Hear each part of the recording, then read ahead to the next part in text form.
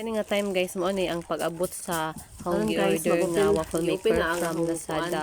order sa Lazada.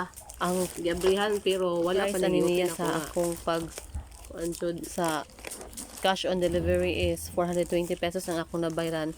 Apil na ang delivery charge ano niya guys. Lazada.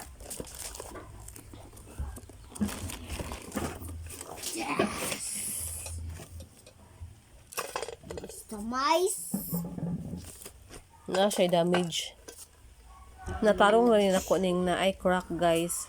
Kay ako lang gipapiltan og glue nga pinalit sa ICM or mall diri sa Tagbilaran. Morning na okay ra ni siya kay small defect raman pud ni tungod na tala ni sa pagbiyahe sa kuan. Ang akong masultian ni nga product is murag dili ni siya non-stick nga waffle maker guys kay inig gama na ko og waffle bisan pagdaghanan og oil mo pilit gihapon ang waffle mixture guys.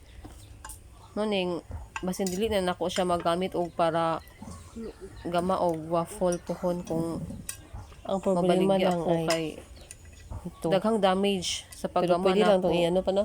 Kay lisod gyud siya og kungon. Ano ng glow?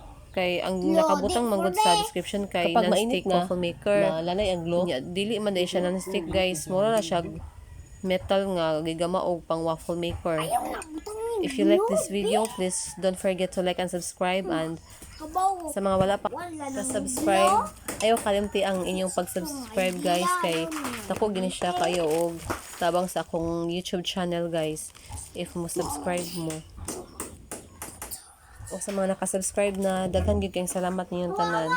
Hope nga nakatabang ninyo ning product review nako. Thank you for watching and keep safe always.